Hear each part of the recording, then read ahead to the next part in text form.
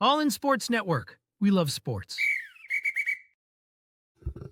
Happy Friday, everybody.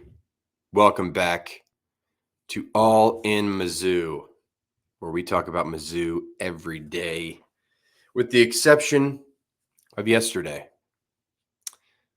I took the day off because I don't have that much to say during this bye week after a convincing win over a bad UMass team. We've covered it. I don't have that much to say about it. Played some golf yesterday on my day off. Went pretty well. My teammate and I won our scramble.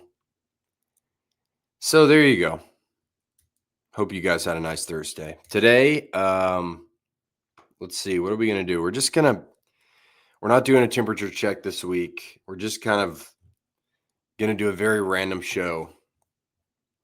Very random. And so I hope you guys are okay with that.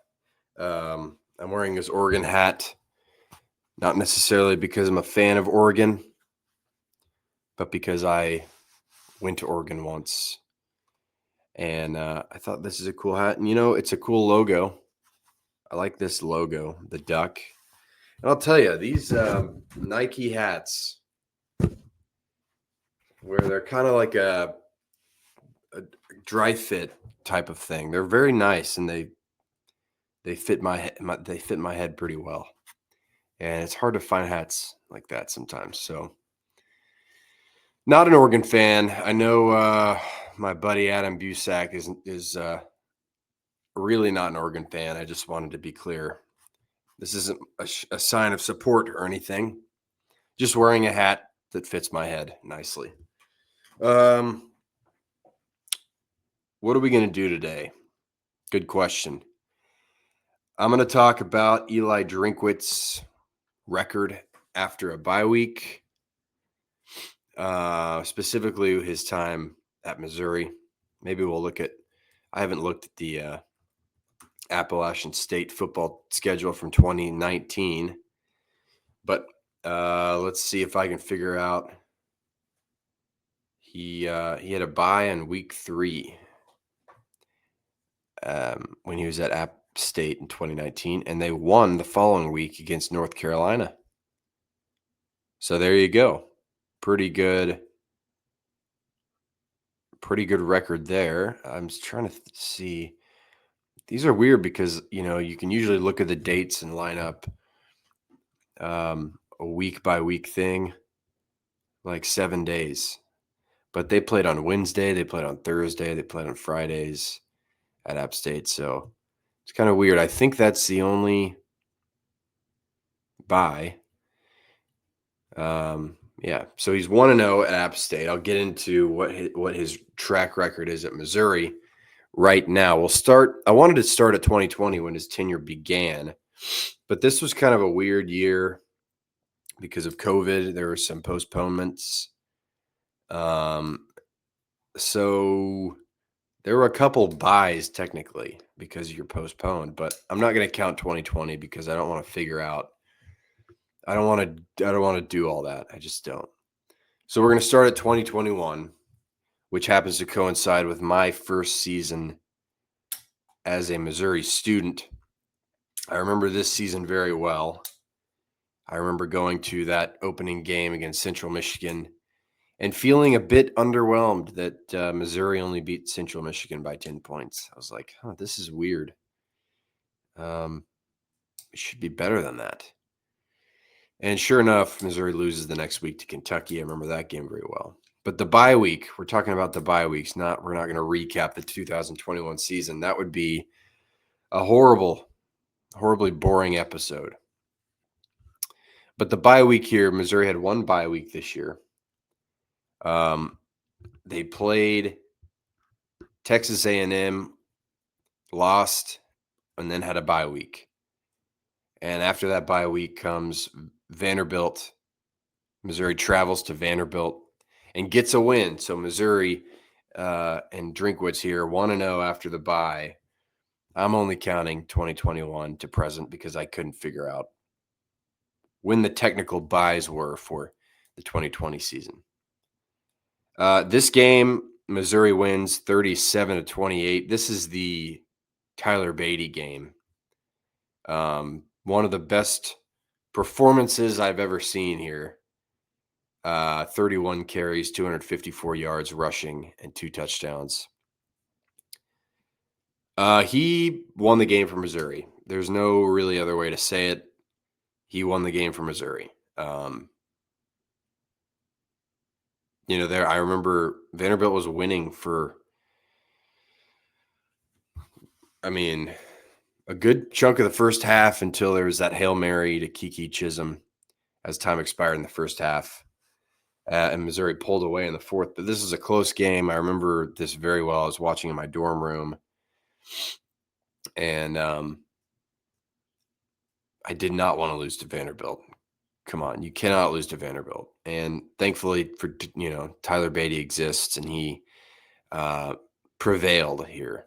I was watching some highlights from this game just now, and I've got to say, Missouri is totally failing in the uniform department this year and last year. I don't remember if they did this in 2023, but removing the stripe on the pants. Like in this game, Missouri wore white. They were all white with a black helmet. And I don't care that much about uniforms, but their white pants aren't just plain white like we've been seeing the past couple of years. They have a nice, triple stripe, black, gold, black stripe down the leg. It just looks better. So if anybody in charge of uniforms is listening, what's wrong with the stripe? Just bring it back. It looks so much better. And I really think it has a real impact on how these uniforms look. But anyway, back to the game. Tyler Beatty. Unbelievable game. I remember feeling pretty bad after this one too, because it was too close. It stressed me out way too much. But it was probably the best individual performance I've in my time at Missouri. It's either that or maybe Cody Schrader against Tennessee in 2023. Ahmad Hardy just ran for 250 yards, but that was against Louisiana. I'm sure he's going to put together a performance in the next 2 years that will make me change this. But I think this Beatty game, just incredible. This one or the Schrader game in 2023. All right. So 1-0 after buys since 2021.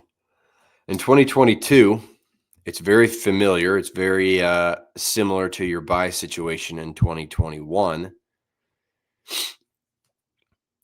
Missouri loses to Florida on the road. And this was that stretch of games. Remember 2022 where you had like 4 games that you lost by 1 score? Man, that was frustrating. Really, really frustrating. Anyway, you lose at Florida. You get a bye week. Vanderbilt comes to town, and Missouri wins again, this time 17-14. This was a boring game. Missouri was up 17-0. Vanderbilt kind of stormed back. They had a strip sack fumble and I think a really long touchdown. But what I remember about this game, I was in the press box covering this game for the Maneater. And I got to go down on the field and say hi to my buddy Will Ferris, who kicked for Vanderbilt at the time. That was really fun. But what I really remember is this was kind of Luther Burden's best game as a freshman. He had 4 catches for 66 yards and a touchdown. He also had a rushing touchdown. So he scored both touchdowns for Missouri. That's what I remember about that. Burden kind of coming out of his shell a little bit. He was fine all year, but 2 touchdowns here, But one of them was a long screen pass, I think. The other was like an end around handoff. Anyway, this was big for Missouri because if you don't get this one, they don't become bowl eligible. So a close win against Vanderbilt again, 17-14. Drinkwitz and Missouri now 2-0 after bye since 2021. All right, to 2023 we go. Man, I remember this one very, very well. Missouri's coming off a resounding victory over South Carolina. They get a bye week, and then they go to Athens, Georgia to meet the Bulldogs. And Missouri, the year before in 2022, came very close to beating Georgia. Very close to beating Georgia. And this game, it was a top 15 matchup. Missouri was 12, I think, as long as ESPN's telling the truth here. Georgia was 2. Let me make sure that's right. Yeah. I was watching this at my fraternity house. Everybody kind of gathered into one big room and watched it. And this was fun. This was one of those losses that was still fun to watch. Obviously, it was frustrating to not win. Turn the ball over twice. Missouri loses. But I remember the Burden bomb. Brady Cook threw a bomb to Luther Burden to take the lead in the first quarter. And I was like, man, this could be a fun one. And you look at like the team stats, it's very similar. Missouri total yards 363, Georgia 385. Missouri actually outrushed Georgia by 20 yards. Penalties hurt Missouri. Turnovers hurt Missouri. They lose. That's their second loss of the season. They don't lose again. Obviously, they go on that year to win the Cotton Bowl. So now 2-1 after the bye. In 2024, last year, Missouri had 2 bye weeks. The first one came after a very stressful double overtime win over Vanderbilt. You get a bye week, you're 4-0, but things aren't perfect, really. And then you go to College Station. And this was when I was covering the team with the Missourian, the Columbia Missourian. So I traveled to this game. We drove from Columbia to College Station, which was a long drive. I remember it being quite a long drive, like 12 hours. I remember we had 4 people going with us, and I was the last leg. And I think I took a wrong turn or something. And we did a big circle around the city of Palestine, Texas. I remember seeing the Palestine sign. I was like, oh, okay. And then seeing it again in the same spot and thinking this is either a very large city or I have messed something up here. So the map say it was 12 hours. It ended up probably being 13 hours because I, at least if you ask my car mates, they will tell you I messed up. And anyway, we drove to College Station. We went to Midnight Yell the night we got there. Very weird. I don't see the appeal. Very weird.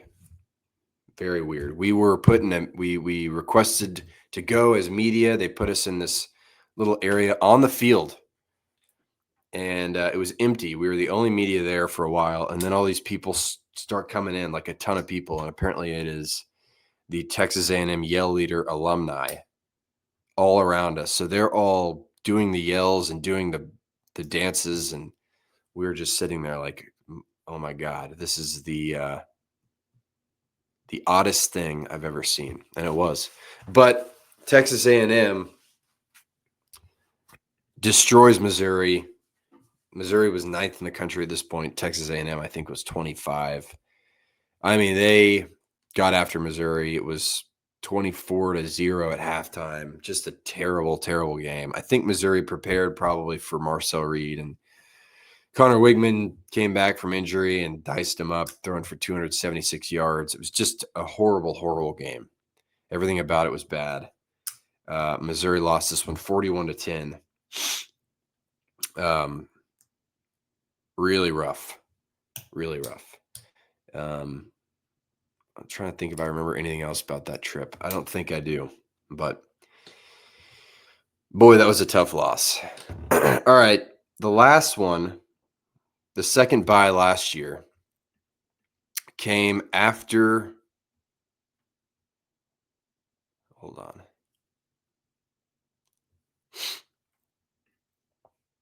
Come on. What are we doing here? Here we go. All right. This game came after another very embarrassing, really terrible road loss. This was in Tuscaloosa. Missouri lost 34-0. Drew Pine had a really bad game. And then Missouri gets a bye. And Brady Cook's still hurt. Things are looking pretty grim. Oklahoma's not very good last year, but it's a rivalry game. It's a big, big game. And Missouri gets it done against Oklahoma following a bye week at home. Drew Pine leads the way. Gets it done. This was one of my favorite games I've ever witnessed at Faurot Field.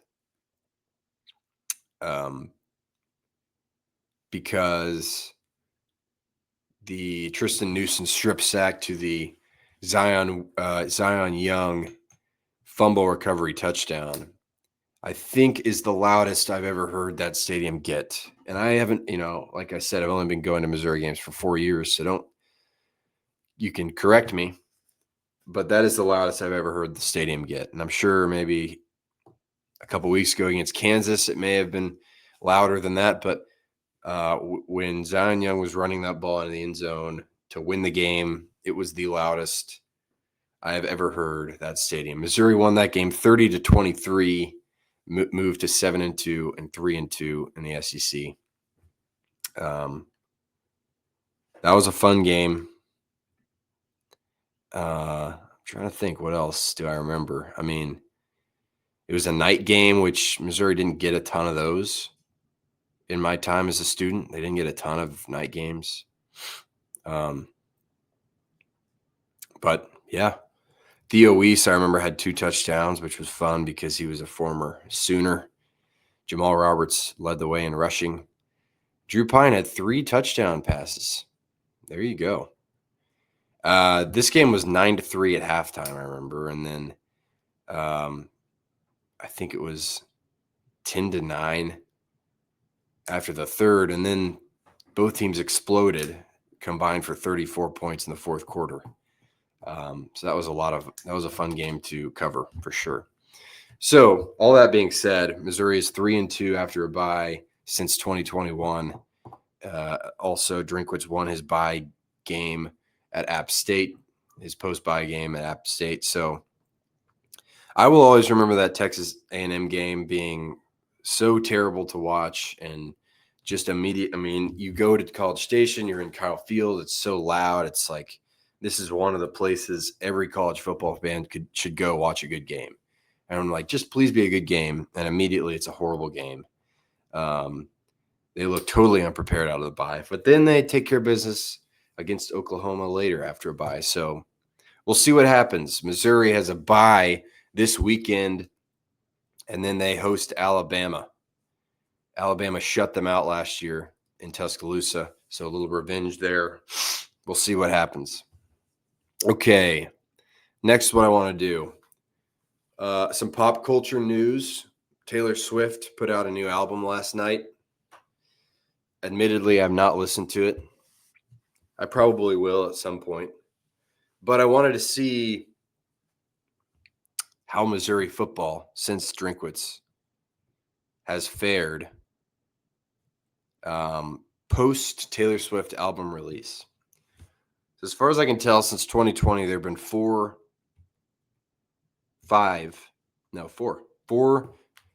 Taylor Swift albums released during the football season.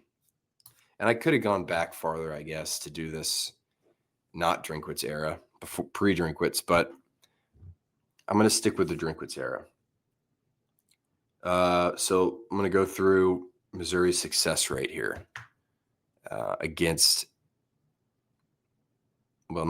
after Taylor Swift releases an album. In 2020, on December 11th, Taylor Swift released Evermore. On December 12th, 2020, Missouri lost to Georgia 49-14. This was the year before I came to Missouri as a student, but I do remember watching this game actually really well because I was keeping up with Missouri the whole year because I knew pretty well that I was going to go there. So I was trying to get familiar with the team. This was, I think, pretty close to after Missouri beat LSU. Not really. I mean, no, it wasn't at all, actually.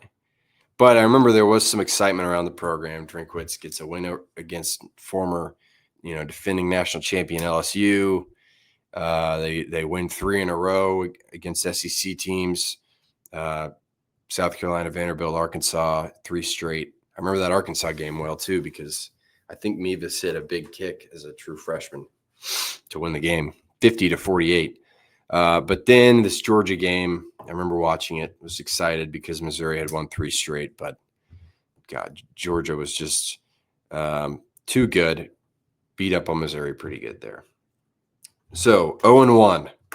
Missouri is 0-1 after Taylor Swift album releases. In 2021, on November 12th, Taylor Swift released Red, Taylor's version.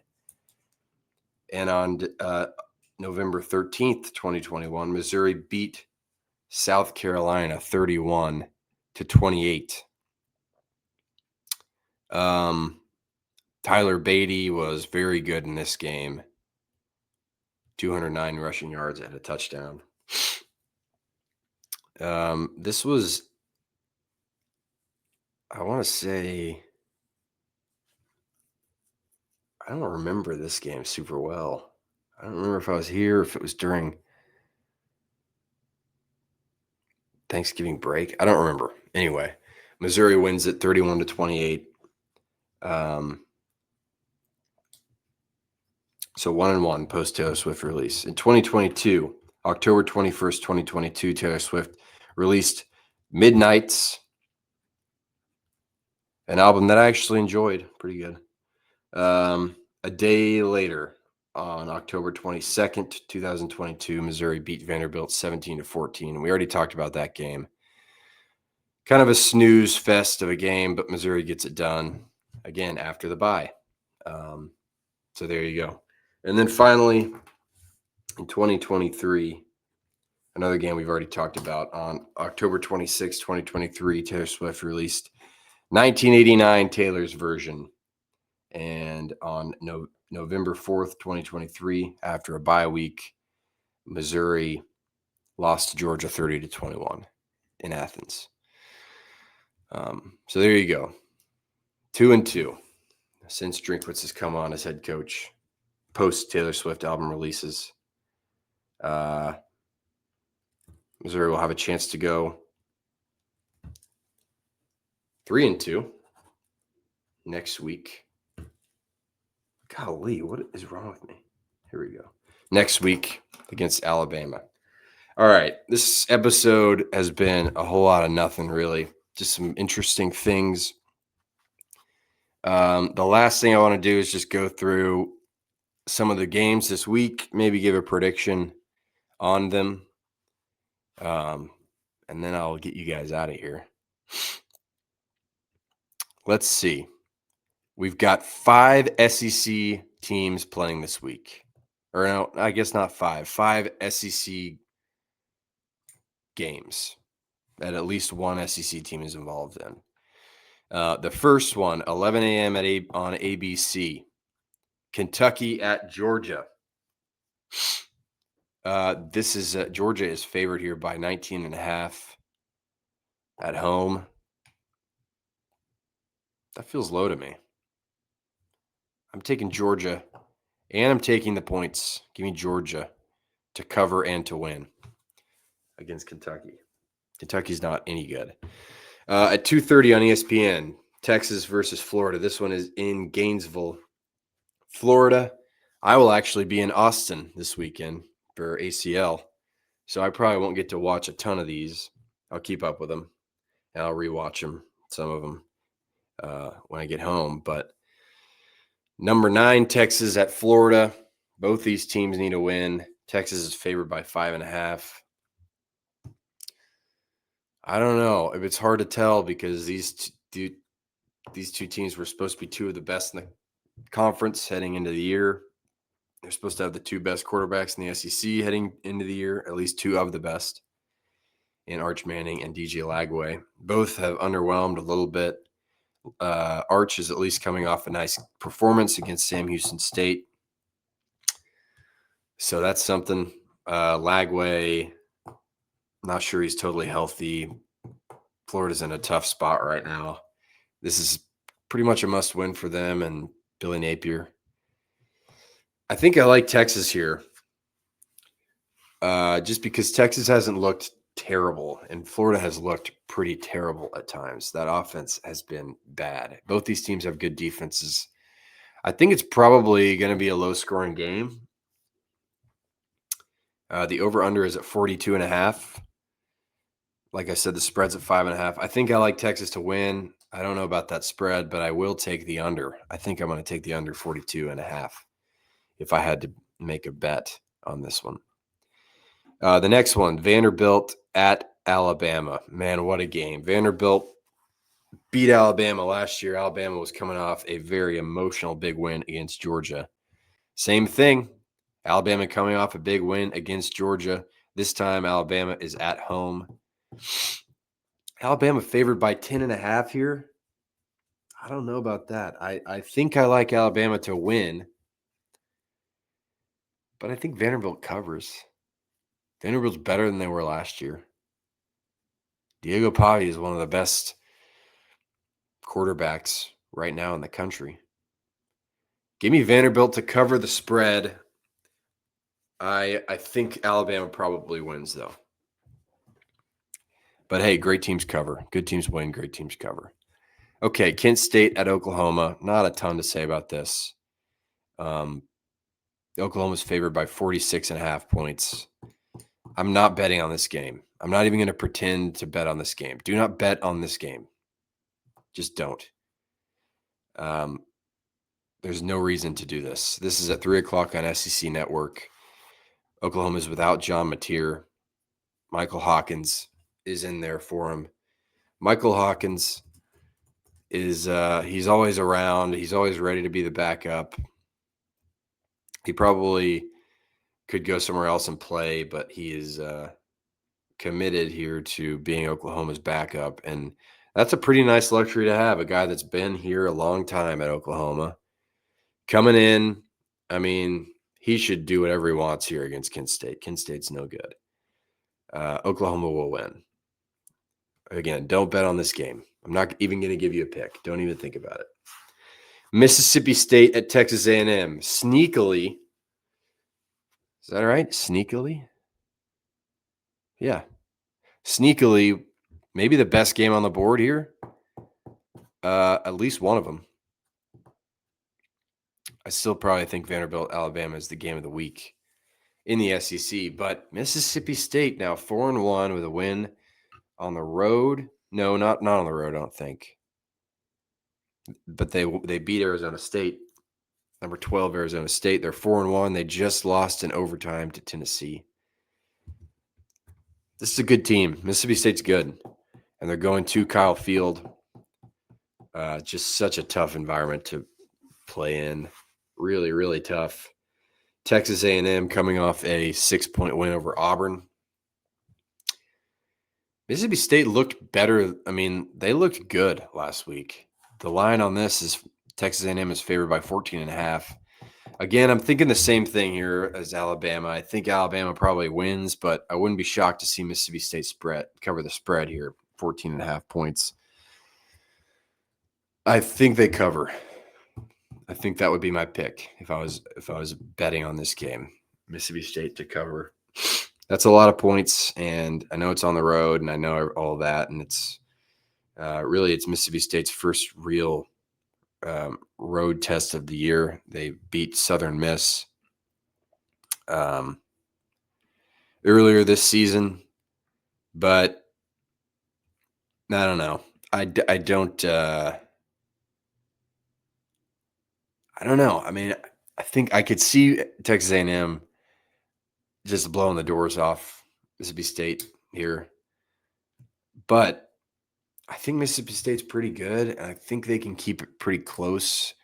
Texas A&M's offense wasn't great last week. The defense is very good. Played very well against Auburn. But again, Auburn's offense might just be bad. So, I mean, I wasn't super impressed by Texas A&M necessarily last week, but they are at home. It's a night game. It's going to be really a tough atmosphere, probably a great crowd. I think I'm going to go with them. Mississippi State's going to cover this game. Texas A&M will win. All right, last little thing. Is there anything else? What about just other good games here in the across the country? Anything else? Let me see. Okay.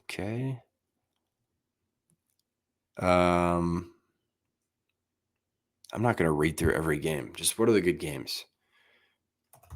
Best college football games this week.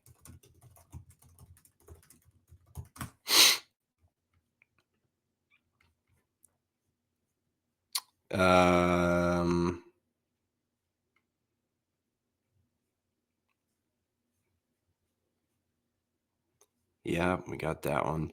Texas Tech at Houston. 2 Texas schools, 2 undefeated schools.